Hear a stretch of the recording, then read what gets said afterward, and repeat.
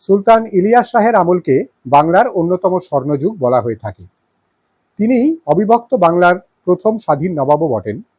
সেই ইলিয়াস শাহী বংশেরই এক রাজকন্যার সাধারণ জীবন, দুঃখ কষ্ট এবং তার থেকে উত্তরণের কাহিনী ফুলজানি নামা। এ কাহিনীকে সুবোধ ঘোষ বেঁধেছেন অসীম মমতায় তাঁর শক্তিশালী কলমে। মানবিক সম্পর্ক, মধ্যবিত্ত জীবনের বাস্তবতা এবং ইতিহাস ঐতিহ্যের মিশ্রণ তার রচনার বৈশিষ্ট্য। তার সবটাই এখানে পূর্ণ মাত্রায় উপস্থিত। গল্পটি পাঠ করছি অশোক প্রকাশন প্রকাশিত সুবোধ ঘোষের জীবন বিচিত্রা বইটি থেকে। এই বইটি অনলাইনে এই মুহূর্তে লব্ধ নয়, তবে কলেজ স্ট্রিটে পুরনো বইয়ের দোকানে অবশ্যই পেয়ে যাবেন। আসুন এখন শুনে নেওয়া যাক সুবোধ ঘোষের ছোট গল্প ফুলজানি নামা। পাঠে আমি রৌহিন। তিনি ছিলেন গৌড়ের ইলিয়াস শাহী সুলতান বংশেরই এক সম্ভ্রান্তের মেয়ে। এই মেয়ে যদি সেদিন তার ভঙ্গি মনোহর দুটি বাঁকা ভুরু, কালো চোখের চাহনি আর শিশির ধোয়া গোলাপের মতো অধরের শোভা নিয়ে হজরত পান্ডুয়ার পথে বের না হতেন, আর পথের মাঝেই হঠাৎ এক অপরিচিত যুবকের সঙ্গে তার মুখোমুখি দেখা না হতো, এবং সেই অপরিচিতের মুখের দিকে তিনি যদি বিস্মিত আর মুগ্ধ হয়ে না তাকাতেন, তবে গৌড়ের মসনদেরই ইতিহাস ভিন্ন রকম হয়ে যেত। রিয়াজ উস সালাতিন জানে না, আর তারিখ-ই ফিরিস্তাও বলতে ভুলিয়েই গিয়েছে কি নাম ছিল সেই মেয়ের। ভোলেনি শুধু 500 বছর আগের গৌড়ের এক সামান্য গ্রাম্য কবির পুঁথি। গ্রাম্য কবি ঐতিহাসিকের রচিত পুঁথি সেই ফুলজানি নামার কোনো চিহ্ন আজ আর খুঁজে পাওয়া যাবে না। জীর্ণ ও বনাকীর্ণ, ধ্বস্ত ও ধুলিমলিন পান্ডুয়ার পথের ধুলোর মতোই কে জানে কবে কোন ঝড়ে সে পুঁথির জীর্ণ পাতাগুলি উড়ে গিয়ে মহানন্দার জলে পড়েছে আর ভেসে গিয়েছে। আজ গৌর পান্ডুয়ার মসনদের কাহিনী নিয়ে মুখরতা করে শুধু রিয়াজ আর ফিরিস্তা, শুধু হত্যালিপ্সু তরবারির শনিতাক্ত চমক আর অভিসন্ধির কথা। কিন্তু ফুলজানি নামা শুধু গেঁথে রেখেছিল এক প্রেমিকার মনের কথার মালা। গৌড়ের মসনদের ইতিহাসেই ঘটনা ঘটিয়েছিল যে নারীর প্রেমের দাবি। লুপ্ত হয়ে গিয়েছে পুঁথি ফুলজানি নামা, কিন্তু তার রেশ যেন আজও রয়েছে মহানন্দ তটের গ্রাম জনপদের স্মৃতিতে, ছন্নছাড়া আর টুকরো টুকরো প্রবাদের মতো। ইলিয়াস শাহী বংশের সন্তান আজিম নামে এক সম্ভ্রান্তের সেই মেয়ের নাম ফুলজানি বেগম। কে জানে কেন কবি দিয়েছিলেন এই নাম? হয়তো সেই মেয়ের প্রেমের ইতিহাস স্মরণ করতে গিয়ে ফুলের মতোই বর্ণে, সৌরভে আর কোমলতায় গড়া একটা প্রাণের পরিচয় পেয়েছিলেন গাথা রচয়িতা গ্রাম্য কবি। পান্ডুয়ার ছোট্ট দরগাহের কিছু উত্তরে সোনা মসজিদ জরাজীর্ণ হয়ে পড়ে আছে, যার প্রাচীন গৌরব, গম্বুজ, মিনার, মিম্বার আর দুয়ার। শুধু একটি কোষ্টি পাথরের স্মৃতিফলকে ঐতিহাসিক পরিচয় আজও চোখ মেলে আছে। তারই উত্তরে সুবৃহৎ সমাধিসৌধ একলাখী, লোকে বলে 1 লক্ষী মসজিদ। এই সমাধিসৌধের ভিতরে প্রবেশ করে 3টি কবরের দিকে তাকালেই অনুভব করা যায় বোধহয় নিছক কল্পনা নয়, পুঁথি ফুলজানি নামার কাহিনী। বাতাসের যদি ভাষা থাকতো, তবে এই নিস্তব্ধ একলাখী সৌধেরই পাষাণ দরজায় গভীর রাতের বাতাস হঠাৎ উচ্ছ্বসিত হয়ে শুনিয়ে দিতে পারত সেই কাহিনী, সেই ফুলজানি নামা, এক প্রেমিকা নারীর আশা ও হতাশা, আগ্রহ ও দ্বিধা এবং আনন্দ ও আক্ষেপের কাহিনী। যার নাম ফুলজানি বেগম, তাঁরই নাম আসমান তারা। ফুলজানি নামা হলো আসমান তারার আত্মকথা। আসমানের তারা নই আমি, তিনিই দিয়েছিলেন এই নাম। প্রার্থনা করি আমার এই নামটি শুধু বেঁচে থাকুক নামহীন কোনো কবরের মাটির আড়ালে, আর সব মুছে যাক। কোনোদিন তো ঘরের বাইরে যেতে মন চায়নি, কিন্তু সেদিন কেন যেন মনে হলো যাই, বড় দরগায় গিয়ে পীর জালালের সমাধিতে ফুল দিয়ে আসি। দিয়েছিলাম ফুল, আর ঘরে ফিরবার পথে পিতার অন্তিম ক্ষণের সেই কথাগুলি মনে পড়ছিল। মসনদের চেয়ে মানুষ অনেক বড়। পিতার সেই কথার অর্থ বুঝেছিলাম। পিতার ইচ্ছা তার একমাত্র কন্যা যেন ভুল করে একমাত্র মসনদের মানুষকেই মানুষ বলে মনে না করে, যেন ভালোবাসতে পারে সাধারণ মানুষকে। তার একমাত্র কন্যা যেন জীবনের সাথী খুঁজতে গিয়ে ভুল না করে ভালোবেসে ফেলে এমন কোনো মানুষকে, গৌর মসনদের জন্য লুব্ধ হয়ে আর ষড়যন্ত্রের তরবারি নিয়ে ঘুরে ফিরে বেড়ায় না যে মানুষ। মসনদকে ঘৃণাই করতেন পিতা। বলতেন ওই রক্তসিক্ত, ষড়যন্ত্র বিচলিত ও অভিশপ্ত মসনদের ছায়ার কাছেও যেতে নেই, তার চেয়ে দূরে সরে গিয়ে ভিখারি হয়ে থাকাও ভালো। ইলিয়াস শাহী ক্ষমতার গৌরব শিখা নিভে গিয়েছে। হিন্দু রাজা গণেশ দত্ত আজ গৌর মসনদের সমাসীন, কিন্তু তার মসনদের চারদিকে ঘিরে রয়েছে লোভীর চোখের নীরব অভিসন্ধি। নূর কুতুবের ষড়যন্ত্রের কাছে একবার নতি স্বীকার করেছিলেন রাজা গণেশ। রাজপুত্র যদু ইসলাম গ্রহণ করেছিলেন। রাজা গণেশের পর গৌড়ের মসনদে যিনি বসবেন তিনি হবেন মুসলমান, এই ব্যবস্থা করে তবে শান্ত হয়েছিলেন নূর কুতুব ও তাঁর দল। কিন্তু শুনেছি রাজা গণেশ আবার নূর কুতুবের দলকে উপেক্ষা করেছেন। সুবর্ণধেনু ব্রতের অনুষ্ঠান করে পুত্র যদুকে আবার হিন্দু ধর্মে দীক্ষিত করেছেন রাজা গণেশ। অনেক ব্রাহ্মণ উপস্থিত ছিলেন এই অনুষ্ঠানে। শুনেছি বিখ্যাত উদয়নাচার্য আর কুল্লুক ভট্টও এসেছিলেন। স্বর্ণ ও বস্ত্র দান করে শাস্ত্র বাক্যের সাহায্যে এই অনুষ্ঠানের প্রতি সমর্থন জানিয়ে চলে গিয়েছেন হিন্দু সমাজের শাস্ত্রীরা। আবার ক্রুদ্ধ হয়েছেন নূর কুতুব ও তার দল। মহানন্দার দিক থেকে ঘন বনের মাথার উপর দিয়ে একটা ঝড় ছুটে আসছিল সেদিন। পালকির দরজা দিয়ে মুখ বের করে দেখছি সেই দৃশ্য। দেখে চমকে উঠলাম। ঝড়ের মতোই ছুটে আসছে একটি ঘোড়া, তার উপর এক যুবক সওয়ার। কে জানে কেন, বোধহয় মেঘের বুকে বিজলি ঝলক দেখতে পেয়ে ভয় চমকে উঠল ঘোড়া। হঠাৎ পথের উপর আছাড় খেয়ে পড়লেন যুবক। ভয় পাগল ঘোড়া ছুটে উধাও হয়ে গেল। দেখলাম তাকে। এমন করে কোনোদিন তাকায়নি কোনো পুরুষের দিকে। ভালো লাগছিল তাকে দেখতে, আর সেই মুহূর্তে নিজের মনকেও চিনে ফেলতে ভুল করিনি। এই মানুষটি যদি আমার জীবনের সাথী হয়। নিজের মনের প্রশ্ন শুনে নিজেই লজ্জিত হয়েছিলাম, আর আশ্চর্য হয়েছিলাম পীর জালালের কবরে গিয়ে যে মানত করেছিলাম সেই মানত কি এত শীঘ্রই সফল হয়ে উঠবে। জানতাম না তিনি হিন্দু কি মুসলমান, জানতাম না তিনি রাজা না সাধারণ। আমি শুধু মানুষটিকেই দেখেছিলাম আর বুঝতে পেরেছিলাম এমন একটি মানুষকেই তো খুঁজছে আমার মন। আহত হয়ে বৃক্ষতলে দাঁড়িয়েছিলেন তিনি। থামালাম পালকি। ভুলে গেলাম লজ্জা আর সংকোচ। কাছে গিয়ে বললাম, আসুন আমার পালকিতে।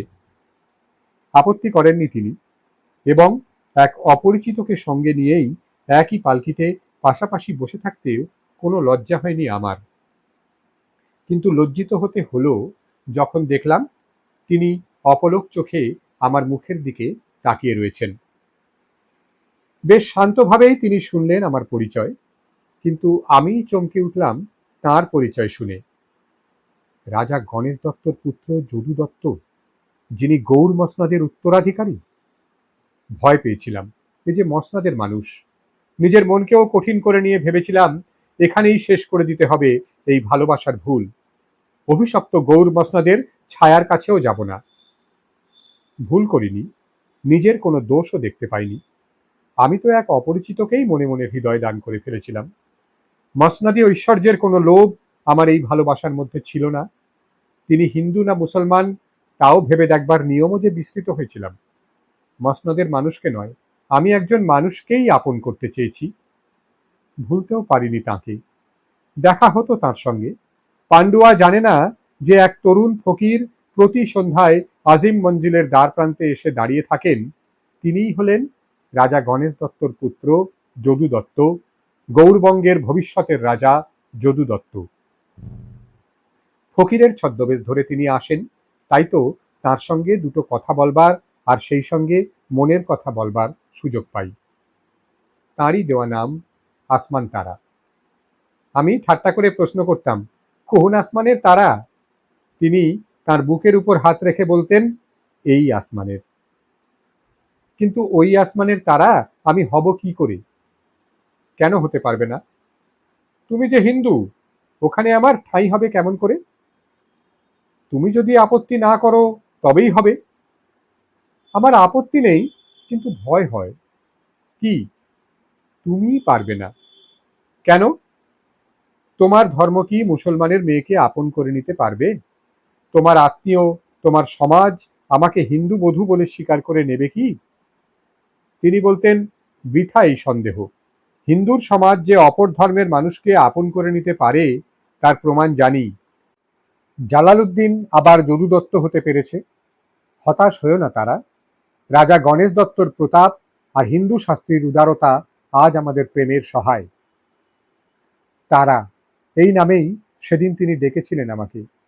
সেদিনই তিনি প্রথম আমার হাত ধরলেন, বললেন, আমি স্বপ্ন দেখেছি তারা, সীমন্তে সিঁদুর, কপালে তিলক, পায়ে অলক্তক আর মাথায় ধান দুর্বার আশীর্বাদ নিয়ে শঙ্খধ্বনির সঙ্গে সঙ্গে তুমি বধূ বেশে চলেছ আমার পাশে পাশে।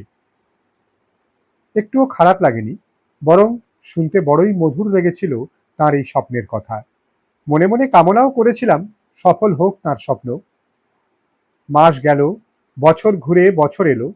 তারপর এক দুঃসংবাদ শুনেই একদিন দু চোখ জলে ভরে উঠল। রাজা গণেশ দত্তের মৃত্যু হয়েছে। তার পুত্রবধূ হয়ে তার সম্মুখে গিয়ে দাঁড়াবার সৌভাগ্য আর হলো না। জানতেও পারলেন না তিনি কে বসে রয়েছে এখানে এক শুভ মুহূর্তের প্রতীক্ষায়, তাঁরই পুত্রের বধূ হবার আশায়। ইলিয়াস শাহী বংশের মেয়ের কপালে সিঁদুর দেখে যেতে পারলেন না রাজা গণেশ দত্ত। দেখা হয় না তার সঙ্গে। শুনলাম অভিশপ্ত গৌর মসনদের চারদিকে আবার ষড়যন্ত্রের তরবারি অশান্ত হয়ে উঠেছে। কিন্তু কি আশ্চর্য, নূর কুতুবের দল নয়, হিন্দুর দল। যদু দত্তের ভ্রাতা মহেন্দ্রই চাইছেন গৌর সিংহাসন। হিন্দু শাস্ত্রীরা সমর্থন করেছেন মহেন্দ্রকে। যদু দত্তের হিন্দুত্বকেই অস্বীকার করেছেন হিন্দুর সমাজ আর হিন্দুর শাস্ত্রী। তারা বলেছেন, সুবর্ণ ধেনুব্রত কেন, হীরক ধেনুব্রত করলেও জালালউদ্দিন কখনো আর যদু দত্ত হতে পারেন না। হিন্দুত্ব একবার ছাড়লে চিরকালের মতোই ছাড়া হয়। এর মধ্যে আর ফিরে আসার কোনো পথ নেই, ফিরিয়ে নেবার কোনো শাস্ত্র নেই। প্রতিহিংসায় মত্ত হয়ে উঠলেন রাজা যদু দত্ত। সুলতান জালালউদ্দিন নামেই তিনি গৌড়ের মসনদে বসলেন। তাঁর সহায় হল নূর কুতুব দলের শক্তি। গৌর পান্ডুয়ার মন্দির ভাঙলেন সুলতান জালালউদ্দিন। দেবালয়ে আরতি নিভে গেল, ঘণ্টার ধ্বনি স্তব্ধ হল। রাজধানী থেকে হিন্দু বিতাড়িত করে নিষ্কণ্টক হলেন জালালউদ্দিন। এই ভয়ঙ্কর দিনগুলির মধ্যেই একটি শুভ দিনও দেখা দিল। সুলতান জালালউদ্দিনের বেগম হয়ে তাঁরই সঙ্গে পীর জালালের কবরে প্রণাম করে একদিন তাঁরই প্রাসাদে গিয়ে উঠলাম আমি, তাঁর আসমান তারা। আমি যাকে চেয়েছিলাম তাকেই পেলাম। আমার মনের কোনো অপরাধ হয়নি। কখনো চিন্তা করবার প্রয়োজন হয়নি তিনি হিন্দু কি মুসলমান। কত মন সোনা দিয়ে তৈরি করা হয়েছে গৌর মসনদের পায়া, তারও হিসেব আমি রাখি না। সেদিন যাকে দেখে ভালোবেসেছিলাম আজ তাকেই পেয়েছি। তিনি স্বামী, আমি তার স্ত্রী। সফল হয়েছে আমার মুগ্ধ দৃষ্টির পিপাসা। কিন্তু তাকে দেখে মনে হতো যেন জীবনের একটা মধুর স্বপ্ন হারিয়ে শূন্য হয়ে গিয়েছে তার মন। আমার মুখের দিকে তাকিয়েও কেমন আনমনা হয়ে থাকেন। শুনলাম সেদিন তাঁরই আদেশে রাজধানীতে হিন্দুর শাস্ত্রগ্রন্থ ভস্মসাৎ করা হয়েছে। শুনে দুঃখ হয়েছিল এবং তাঁরই সম্মুখে গিয়ে আপত্তি করেছিলাম, এ কি করছো তুমি? স্বজাতির উপর কি এত ভয়ানক হতে হয়? স্বজাতি কথাটা উচ্চারণ করেই নিষ্পলক চোখে নিঃশব্দে আকাশের দিকে তাকিয়ে রইলেন তিনি। আরো বিস্মিত হয়ে দেখলাম বাষ্পাচ্ছন্ন হয়ে উঠেছে তার দুই চোখ। সেদিন তিনি আমাকে তার সেই চোখের বেদনার অর্থ বুঝতে দেননি। কোথায় তার জীবনের অতৃপ্তি? কি খুঁজছে তার চিন্তান্বিত বক্ষের নিঃশ্বাস? তিনি বলেননি, আমিও খোঁজ করিনি, জানতেও পারিনি। জানলাম 5 বছর পরে। সুলতান জালালউদ্দিনের পুত্র এসেছে আমার কোলে। আমি গৌর মসনদে ভবিষ্যতের সুলতানের মাতা। আমার ছেলের নাম আহমেদ। বড় হয়ে উঠেছে আহমেদ। আহমেদ আমার গর্ব। আহমেদকে যখন ঘুম পাড়িয়ে শান্ত করি তখন মনে হয় গৌর মসনদের আশা আনন্দ ও গর্বকে দুহাত দিয়ে আগলে রাখছি আমি। তিনি হঠাৎ একদিন বললেন, আমার সঙ্গে যেতে পারবে তারা? কোথায়? এই মসনদের জঞ্জাল ফেলে রেখে ওই মহানন্দা পার হয়ে অনেক দূরের এক গ্রামের কুটিরে গিয়ে থাকবো, আমি, তুমি আর আমার ছেলে। দূর গ্রামের কুটিরে? হ্যাঁ, এক ক্ষুদ্র গ্রামের এক ক্ষুদ্র কুটিরে যদু দত্ত আর তার স্ত্রী ও ছেলে। বুঝলাম আবার হিন্দুর জীবনে ফিরে যাবার জন্য ব্যাকুল হয়ে উঠেছেন আমার স্বামী সুলতান জালাল উদ্দিন। জীবনে প্রিয়তমার সিঁথিতে সিঁদুর আর কপালে তিলক দেখতে পাননি রাজা যদু দত্ত, তাই কি তার স্বপ্ন আজও ছটফট করছে? হিন্দু দ্রোহী জালাল উদ্দিনের বুকের ভিতর কি অতি স্বজাতি প্রেমিক যদু দত্তের সত্তা আজও জেগে রয়েছে? পারিনি, তার সেই প্রস্তাবে সায় দিতে পারিনি আমি। এই প্রস্তাব যে আমার ছেলে আহমেদকে গৌর মসনাদ থেকে নির্বাসিত করবার প্রস্তাব, আমার ছেলে কুটিরবাসী হবে, এ যে কল্পনাতেও সহ্য করা যায় না। বলেছিলাম, ক্ষমা করো। তিনি বললেন, কেন? আহমেদ যদি না আসতো আমার কোলে, তবে চলে যেতে পারতাম। ছেলেকে মসনদের অধিকার হতে সরিয়ে নিয়ে যেতে পারবো না, ছেলেকে ঠকাতে পারবো না। শুনে হাসলেন তিনি। সেদিন তার সেই হাসির অর্থও বুঝিনি। সেদিন মনেও পড়েনি পিতার সেই অন্তিম উপদেশ। বুঝতেও পারিনি আমার আকাঙ্ক্ষা মসনদের ছায়ার কাছে এসে লুপ্ত হয়ে দাঁড়িয়ে আছে। 17 বছর ধরে গৌর মসনদের সমাসীন থেকে তিনি যেদিন এই জীবনের সব উদ্বেগ থেকে চিরকালের মতো বিদায় নিলেন, সেদিন আমার বুক ভেঙে গিয়েছিল বেদনায়, কিন্তু উদ্বিগ্ন হইনি। সহায় আছেন নূর কুতুবের দল। গৌড়ের মসনদে সুলতান জালাল উদ্দিনের ছেলে আহমদ শাহ সুলতান হয়ে বসবেন, কোনো সমস্যা ছিল না। কোনো বাধা বিপত্তি ও আশঙ্কা ছিল না। মসনদে বসল আমার আহমেদ। গৌর মসনদের নতুন সুলতান আহমদ শাহের মাতা আমি। হিন্দু দত্ত বংশের শক্তি ও ক্ষমতা চূর্ণ হয়ে গিয়েছে, প্রতিদ্বন্দ্বী নেই। মুসলমান আমির ওমরা আর সেনাপতির সমর্থনে নিরাপদ হয়েছে আমার ছেলের সিংহাসন। আজ মনে হয় ভাগ্য আমাকে কৃপা করেছে। মাত্র 5টি বছর পার হলো, বুঝতেও পারিনি গৌর মসনদের চারদিকে আবার সেই নূর কুতুবের মতোই ষড়যন্ত্র হিংস্র হয়ে ছোটাছুটি করছে। যেদিন বুঝলাম, সেদিন শঙ্কিত চিত্তের আর্তনাদ চাপতে গিয়েই মনে পড়ল তার সেই হাসি, যে হাসির অর্থ কোনো দিন বুঝতে চেষ্টা করিনি। নূর কুতুব মুসলমান, আমার ছেলেও মুসলমান। ধর্মের মিল আছে, তবু কেন অশান্ত হয়ে উঠলেন নূর কুতুব? তারপর হঠাৎ একদিন আমার মনের সব প্রশ্ন আর উদ্বেগের মীমাংসা করে দিল চক্রান্তকারীর হুঙ্কার। প্রাসাদে প্রবেশ করে আমার চোখের সম্মুখ থেকেই আমার ছেলেকে, গৌড়ের সুলতান আহমেদ শাহকে বন্দি করে নিয়ে গেলেন নাসির উদ্দিন।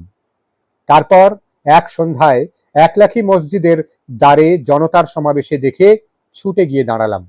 দেখলাম আমার স্বামী জালাল উদ্দিনেরই কবরের পাশে নতুন কবর খুঁড়ে রাখা হয়েছে, আমার ছেলে আহমেদের কবর। নাসির উদ্দিনের নির্দেশে ঘাতকের শনিত লিপ্সু তরবারি আমার ছেলের প্রাণ শেষ করে দিয়েছে। গৌড়ের মসনদে সুলতান হয়ে বসেছেন নাসির উদ্দিন শাহ। আর কোনো উদ্বেগ রইল না জীবনে। অভিশপ্ত গৌর মসনদের গা ঘেঁষে থাকবার লোভ হয়েছিল, সে লোভের ভুল ভেঙে দিলেন খোদা। এইবার চলে যেতে হবে, কিন্তু কোথায় যাব? সেদিন তো তিনি নিয়ে যেতে চেয়েছিলেন দূরে গ্রামের এক কুটিরে। তার স্বপ্ন যে আমি ব্যর্থ করে দিয়েছিলাম। সিঁদুর দিয়ে সীমন্ত রঙিন করে আর কপালে চন্দন তিলক এঁকে হিন্দু যদু দত্তের বধূ হবার সে আমন্ত্রণ রক্ষা করতে পারিনি।